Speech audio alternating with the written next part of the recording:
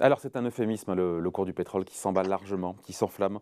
On est même monté à quelques encablures du record historique cette nuit sur l'Asie, à 140 $ le baril, pas très loin des 147,5 $ de juillet de mémoire 2008. Bonjour Benjamin. Bonjour David. Benjamin Louvet, donc gérant matières premières chez OFIAM, un des meilleurs quand même sur le sujet en France, il faut le dire. Certains experts, c'est déprimant tout ça, nous parlent déjà d'un baril de pétrole possiblement à 200 $. Waouh, là, on est en plein dans le troisième choc pétrolier. On y est là, il n'y a plus de sujet. Avant d'être qu'on y est, Oui, on n'y est pas, on y est là, hein. oui, on y est, clairement. Mais le problème est simple, David.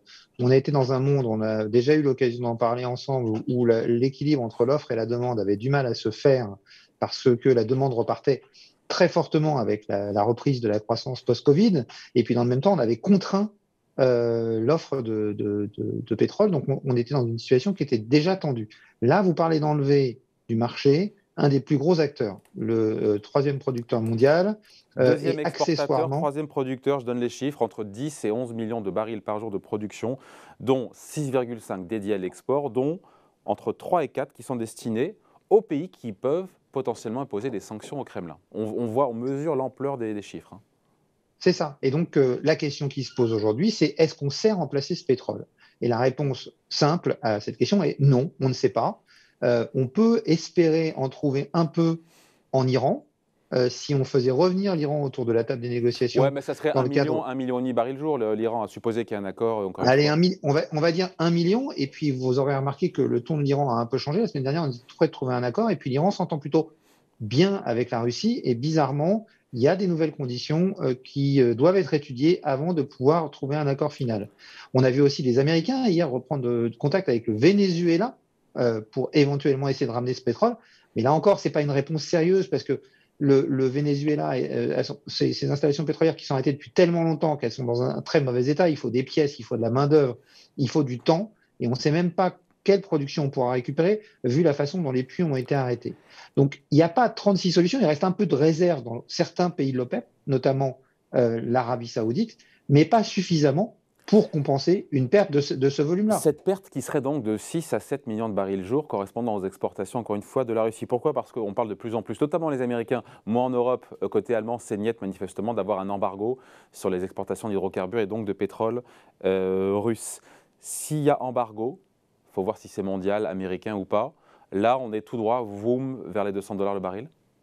Alors, la perte serait pas de 6 millions de barils, hein, parce qu'il y a la partie chinoise qui devrait, elle, continuer. La perte serait plutôt de l'ordre de 4 à 5 millions de barils. Mais le problème reste entier. Donc, à partir du moment où on a un embargo des pays européens et des États-Unis, ça veut dire qu'il faut faire monter les prix jusqu'à un niveau qui détruit l'équivalent de 3 à 4 millions de barils par jour de consommation, c'est-à-dire 3 à 4 de la consommation mondiale. Et donc, On estime, ouais. on estime qu'on commence à détruire de la demande quelque part aux alentours de 130 $. Donc on y arrive. Mais pour arriver à détruire 3 à 4 millions de barils de demande, il faudrait probablement des prix, c'est certain, au-dessus de 150 $ et possiblement s'approchant de 200 $. Oui.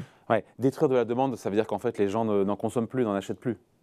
C'est ça que ça veut Oui, dire. les gens décident de ne plus prendre leur voiture parce que ça leur coûte trop cher. Donc ils disent, bah, j'ai une petite distance, avant je prenais ma voiture, maintenant je vais prendre mon vélo ou une trottinette électrique ou autre chose. Benjamin, entre 4, 3 et 4 millions, entre 4 et 5 millions de barils par jour à trouver. On a dit qu'il y en avait un et quelques en Iran. Je cherche, je fais mes petits calculs d'apothicaire, mais il y a je sais pas, les pays de l'OPEP, l'Arabie Saoudite.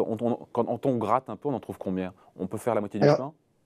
il reste essentiellement l'Arabie Saoudite dans les pays de l'OPEP. Il ne faut pas oublier que l'OPEP remonte sa production par rapport à la baisse qu'elle avait fait pendant la crise 400 du 000, ouais. Covid.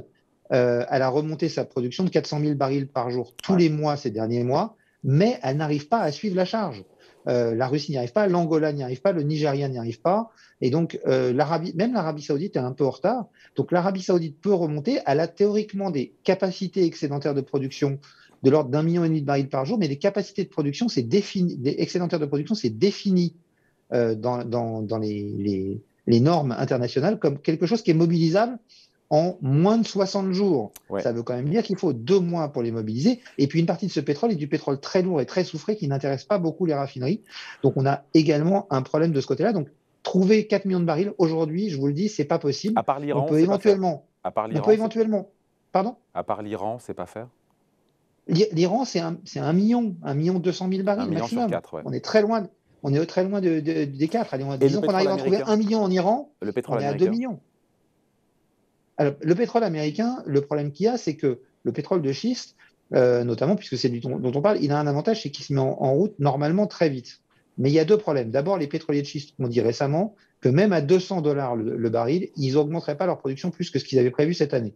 Mais après, on pourrait imaginer que l'État essaye de les inciter, peut-être avec des mesures fiscales ou autres, pour augmenter leur production davantage que ça. Mais on a un autre problème, David, c'est que on manque de main-d'œuvre, on manque de tuyaux, on manque de sable. Et donc, même si ces gens-là décidaient, normalement, il faut 3 à 6 mois pour mettre en place un nouveau puits de pétrole de schiste, eh bien, le temps de trouver la main-d'œuvre qualifiée, de la recruter, de trouver le sable, de trouver tous les éléments nécessaires pour ça, c'est plutôt, encore une fois, à 9 à 12 mois. Donc, comment gère-t-on les 12 prochains mois? Avec un prix du pétrole qui monte. Donc la situation n'est pas stabilisée du tout sur le pétrole. C'est-à-dire qu'aujourd'hui, en même temps, tout dépend de l'embargo. Est-ce qu'il y aura embargo? Vous en pensez quoi, vous? Puisque c'est quand même Anthony Alors, Blinken, qui est aux États-Unis, qui en a bien reparlé en disant on en discute avec les Européens. Et du côté allemand, ce matin, dans les déclarations qu'on a pu avoir, c'était niet, hein, c'était non, c'était nein. ouais. Alors, je suis désolé, j'ai encore pas des bonnes nouvelles. Bon, clairement, les États-Unis, eux, ont l'air d'être d'accord et je pense qu'ils vont emmener avec eux un certain nombre de pays européens. Mais même s'il n'y avait pas d'embargo, aujourd'hui, on a un énorme problème parce que pour amener du pétrole en Europe, on en amène à peu près entre un tiers et la moitié par pipeline. Le reste arrive par bateau. Aujourd'hui, les opérateurs de bateaux ont arrêté le trafic avec la Russie. CGM, Maersk ont tous arrêté le trafic avec la Russie. La question est donc, s'il n'y a plus de bateaux, si vous ne trouvez pas non plus d'assureurs pour assurer ces bateaux, comment faites-vous pour acheminer ce pétrole en Europe?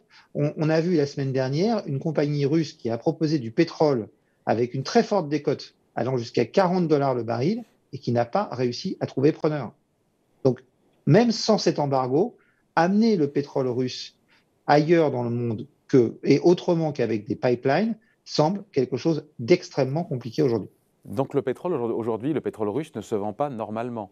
Même sans embargo. Non, non, il ne se vend pas normalement. Celui qui arrive par les pipelines, lui, peut fonctionner normalement, mais tout ce qui est transport par bateau, ce qui constitue une grosse partie des exportations, eh bien, lui ne peut pas Donc fonctionner il y a normalement déjà des puisqu'il n'y a pas de bateau. perturbations. Il y a déjà des perturbations dans les Bien approvisionnements, dans sûr, les exports. bien C'est sûr, la moitié, hein. La moitié des exports de pétrole depuis la Russie se fait par bateau.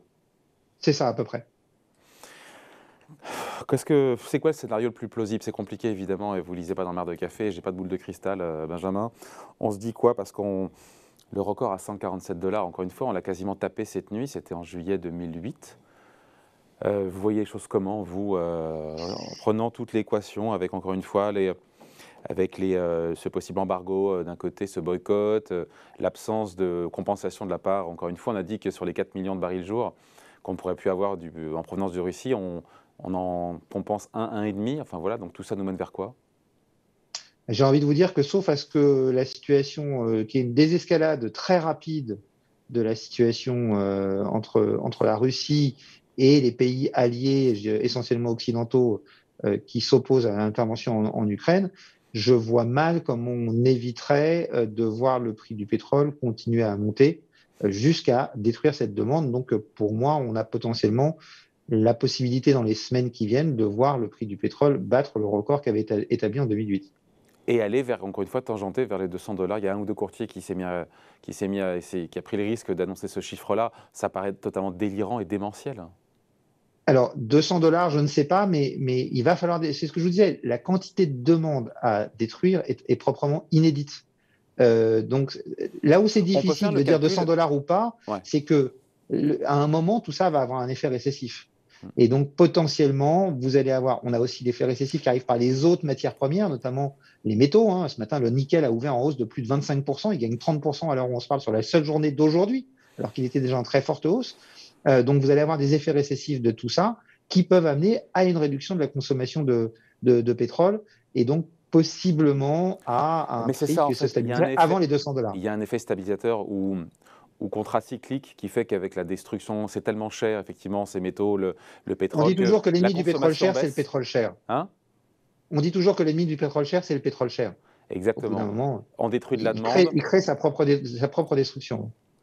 Bon, voilà. Tout ça n'est pas très réjouissant. En tout cas, ce troisième choc pétrolier, on y est là, hein. Oui, on y est, on y est. Alors, on avait une situation qui était déjà compliquée, parce que la restriction d'offres qu'on avait fait ces dernières années, alors que la demande repartait à la hausse, était compliqué déjà à gérer. Là, vous ajoutez un des acteurs majeurs du marché qui disparaît, eh ben, évidemment, on est dans un choc pétrolier majeur. Allez, merci beaucoup. Explication signée Benjamin Louvet, gérant matières premières chez OFIAM. Merci Benjamin.